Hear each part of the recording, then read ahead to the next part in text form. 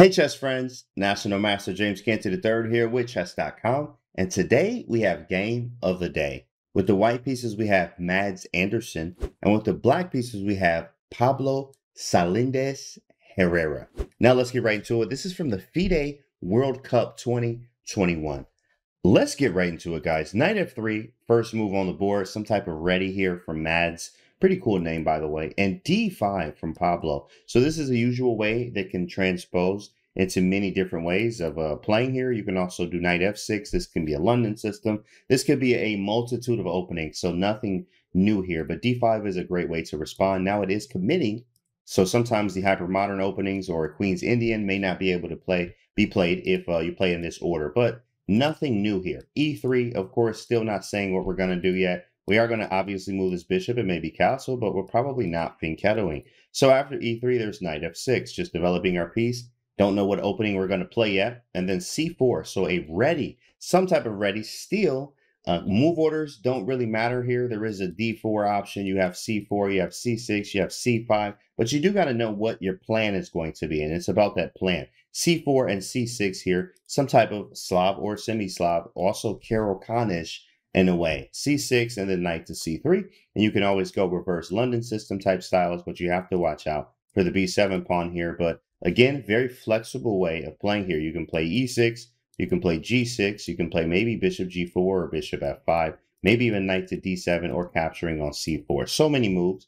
But of course, Pablo chose e6 here, very solid, going and actually looking into the semi-Slav setups. That's a very, very solid, but aggressive, but hyper-aggressive, but super solid at the same time type of opening. So definitely check it out. The semi-Slav or the Slav systems are very, very nice, but the semi-Slav here actually has the triangle setup where it says this bishop is absolutely garbage. What are you going to do about this bishop? Well, you have to probably get him out by means of playing b5. So we might take here with tempo, because this bishop is going to have to capture back, especially if he wants to keep the pawn. We play b5, bishop b7, and c5 at some point and open up the diagonal for the bishop. Now, that's a long-term plan. e6 and b3 here with bishop b2 intention, saying, hey, you know, I want to play d4, maybe play d3 and bishop b2, and still maybe even play g3, but at a later notice, just being very flexible. After the b3 option, bishop d6, extremely good. Putting a bishop on the long diagonal here, this is what you're supposed to do. This is a semi-Slav move, and it just develops a piece. Getting ready to castle, playing standard chess here. Bishop d6 and d4. Literally, guys, nothing new. All stuff here can be very flexible. You do want to have some plans and ideas about, you know, the future of your pieces. Maybe you want to put the knight on d7, obviously. Sometimes if you would have waited the d4 pawn, when it happens, you can play bishop b4 immediately in some other semi-Slav lines. But after d4, there was castles getting out of the way, queen c2, and we have definitely transposed after knight b to d7 into a semi-Slav structure. Started as a ready, now it's some type of semi-Slav, and black is pretty comfortable here. White is too. There's many ways to play, bishop e2 and d3, but with the b3 options are much slower, and it doesn't really challenge white as much. In fact, black can automatically play e5 right now, especially after bishop to e2. But of course, you can play the slower way and the more standard classical way of playing the semi-Slav here. Pablo plays b6 with the intention to put in a bishop on b7, sometimes playing queen e or c7, depending on how the position goes. So we have a castle from Mads Andersen. Pretty, hey, simple stuff, guys. You look in the theory, you look in the books, you're going to see this. You look in the database, you're going to see this a lot. So no real deviations just yet. Bishop to b7, bishop to b2, plans are quite simple. I want to play c5, get my queen off the back rank, and put my rooks in the center. White, kind of the same here. Develop my pieces, put my rooks to the center. Pretty easy. There is some tension in the center.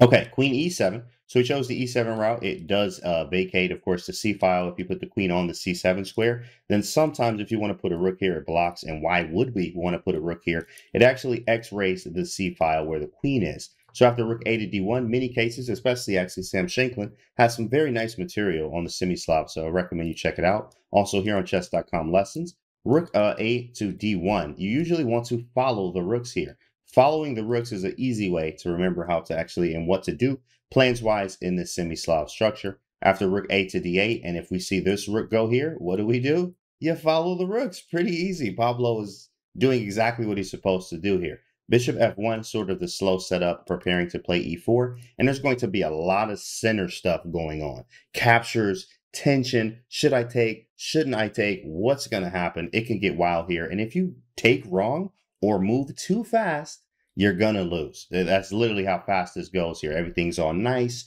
You set everything up, and then you blow it up here. And let's see what happens. After bishop f1, c5, and we live. It's time to work. Put this bishop to work here. Of course, this bishop's at work too as well, but sometimes you actually face the issue of opening up lines for your opponent as well if the timing is wrong. So after c5 here, Mads shows c takes d5, opening up the line just a little bit, opening up the file as well. E takes d5, sort of a hanging pawn structure, or at least an isolated pawn now. So we are isolating this pawn, but due to the activity of black's pieces, it's easy to defend, and maybe we can even create some counterplay ourselves. E takes d5 and g3, so a delayed fianchetto type setup, putting the bishop on g2 and literally challenging this pawn. And if you think about white's strategy, genius in a way, isolate this pawn, put the bishop on g2, and we already have pressure on the isolated pawn. So after g3, rook to c8, we have to play dynamically, and you want to play for more, especially if I have a weakness. So this weakness here, isolated pawn, you don't want to trade as many pieces,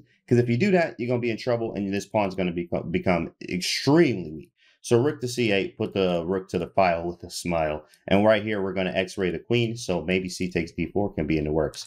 Bishop to h3, eyeballing this whole diagonal here and just putting some uncomfortable pressure right here, especially with the rook on c8. So now black to move here. Pablo says c takes d4. Let's go for it. C takes d4 is the move here. And he chose knight takes d4. He was like, hey, if pawn takes, which of course can be played, honestly, black's just fine. I can play queen f8, queen to d8, and maybe even knight to e4 in this situation here. That's actually really strong. But at the end of the day, let's say knight e4 wasn't here, or if we just look at the structure, these pawns here, I'm not isolated anymore. I'm feeling good about this position. As black here, I'm totally fine. So Mads chose knight takes d4 here to keep this pawn 100% isolated. And knight f5 is now coming. And if g6 happens, well, then you actually face just some annoyance down this diagonal. So after knight takes d4, well, strong move here from Pablo with bishop to b4. A semi-Slav move once again, and also attacking c3, putting the pressure here. Knight e4 for the score. That's going to be pretty nasty. So knight d to e2, I'm coming back to civilization. I need to defend this knight, not trying to get in trouble with this tango, whatever's going on here. So knight d to e2, okay, attacking moves, right? We feel like we got a little bit of initiative. This is where you got to sit up, you know, make sure you're ready for this one. We go knight e4, everything's fine, okay? Put a little bit of pressure on the knight. Everything's cool. Actually, everything's defended, so we actually can't win this yet. Pawn on d5, still isolated. Got some pressure here. White's like, yeah, you know, there's a lot going on. Of course, don't take that pawn. Rook takes c2 is over. So this, you still have this uncomfortable pressure. The pawn's here. Yeah, black's pressuring me, which is how you're supposed to play if you have the isolated pawn. But I feel like I'm okay, says white here. So what white does is actually just play the move a3. Okay, we're going to play a3 here, kick this bishop away, get out of here, right? Either trade or get up out of here, one or the other, but you can't stay here. Now it's black to move, guys. Pablo actually made a move here. What does he do about this? His bishop is attacked. It is your move. What do you do? Here it is. Pablo looked around the room, because this is over the board, looked around the room, saw if the coast was clear, didn't care if the coast was clear, and then looked at him after knight takes f2. And what do? He probably just stared at him right after he made that move and hit the clock, and you just stare. Knight takes f2.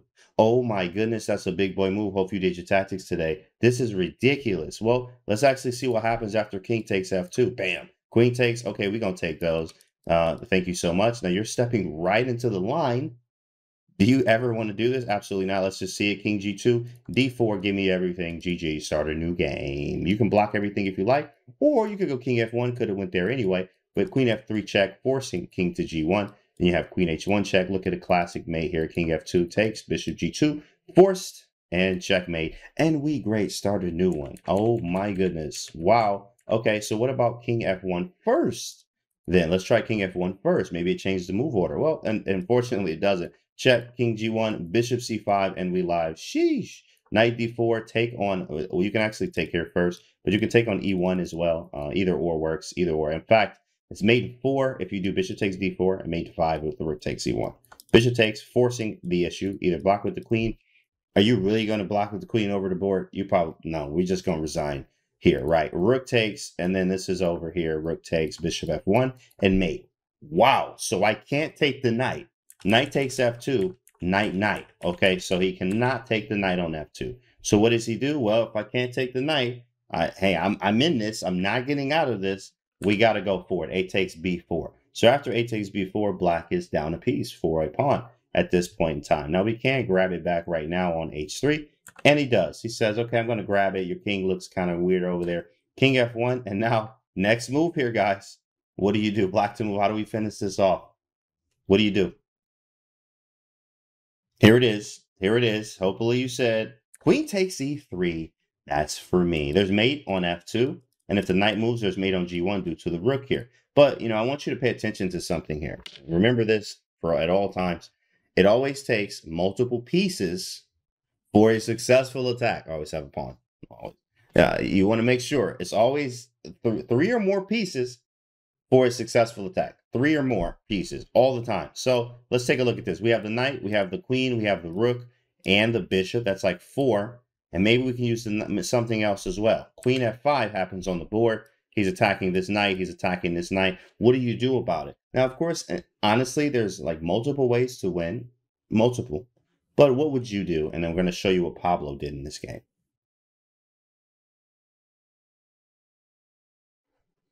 After queen f5, guys, after queen f5, he played, here it is right here, knight to f6. He played knight f6 here. So knight f6, pretty cool. He played knight f6 here. Knight e5 was the engine recommendation, but knight f6 is actually move number like 3 on the engine. Knight f6 here, hanging the knight. The knight is just hanging. And I had to see, and I was like, why? This knight's just hanging. Now he didn't take it in the game, but we have to see what happens if he takes the knight, right? So queen takes, okay, obviously we got to hit him with a check. King g1, and then the next move here is pretty cool. Knight to g4, threatening this check, and also following up with this check here. So let's try, okay, rook f1. This makes total sense. Play rook f1. Then after queen e3 check, you can't block this way. You actually gave yourself or left an escape square away for your king. But at this point, again, look at this check. This is disgusting. Devastating. Oh my goodness. You can't do anything. So you're losing everywhere. So after knight f6, he noticed I can't take the knight. So I'm just going to have to kick this queen out of the way. And after bishop c1, you think that it's done, but it's definitely not. Black to move here. Oh my goodness. This will wake you up out your sleep right here. Black to move here. Bishop c1. The queen is attacked. So of course, well, do you move the queen? And if you have something better, well, can you find it? What can possibly be better than moving the queen in this situation here? In fact, Pablo is going to show you right now. Here it is. Equal or stronger threats. Just because my queen is attacked doesn't mean I have to move it. It doesn't mean I have to move this at all. Here it is. Knight g4. Wow. Wow. Knight g4. It's on the board. Bishop takes e3. That's for me. Oh my goodness. That's mate, by the way. That's not just a check. That's a checkmate. Okay, so that's number 1. Not just a check. That's checkmate. Okay, how about queen takes g4? Okay, get rid of one of the pieces. Queen f2 mate. You forgot your queen was defending f2. Okay, well, what about do I have any other moves here? I mean, anything. Let's try knight g1. Knight g1, queen takes g1. Right, nothing works. How about knight to d4? Knight d4, queen g1 mate. There's also even mating threats with like knight h2 mate. Like there's mate everywhere. You're so baffled here, you don't know what to do. So rook to d3. I have to stop this nonsense from happening here. And now, guys, this is a absolutely beautiful finish after these next few moves here. Now, remember, how many pieces does it take for a successful attack? 1, 2, 3 or more. We got 3 here, a 4th one. And it looks like it's here. Nothing really actually works yet. We would love it if we could, stop this king from moving because there's cool mates involved. I mean, and we can't move the queen and just move it out of the way after all of this. Now you're moving the queen. This may not work. In fact, you might lose, and you have sacked the piece at this point. It's like a lot of stuff going on with this game. Now, d4 is on the board. He opens up the bishop, and says, okay, cool. If you take the queen, same thing, but it's actually not mate this time. So he's like, all right, cool. Yeah, I'll take the queen. All right. And if we do take the queen, in fact, you just get mated on h2. You forgot. There's another check. Look for all of the checks in every position. Knight takes h2 is mate. Oh my goodness, this is disgusting. This is a family channel. Let's get that off the screen. So after d4 here, rook e to d1. So now I have a little bit of left for my king here. Beautiful. And okay, black to move. I guess I need to figure this out. I know I have him. I know I have him right now. I'm sure we've all been here before where you just botch it. But here, of course, you have your chance to redeem yourself here. Black to move, ending the game, by the way. What do you do? Here it is, guys. I hope you're ready for this. If this wasn't enough excitement, this has to be the game of the year. Okay, right here. Queen G1, and the man is done. Thank you, appreciate it. Oh my goodness, nothing like a good queen sacrifice. Queen G1, knight takes G1, knight takes H2. What do you do? Oh, that's checkmate. That's a mate there. Can't go G2 because the bishop that we needed, D4, was vital. Like, look how many pieces it took for this attack, right? The D4 pawn, which we can count. We use the queen to sacrifice. That's 2. We got the 2 knights here, 3 and 4, and then 5. Like 5 pieces to deliver mate here was just absolutely bananas. I mean, maybe we could count the rook. It did kind of help. So like 6. I mean, one of the best attacking games that you can look at, especially in a semi-Slav, reminds me of the Levanaronian Vishwanathan Anand game. Something similar like this. Make sure you guys check that one out as well. I hope you enjoyed this game. This was awesome. Definitely a great way to be in the year and play some good FIDE World Cup games. So I hope you enjoyed today's video. I'm National Master James Canty III here with Chess.com, and I'll see you guys on the next video.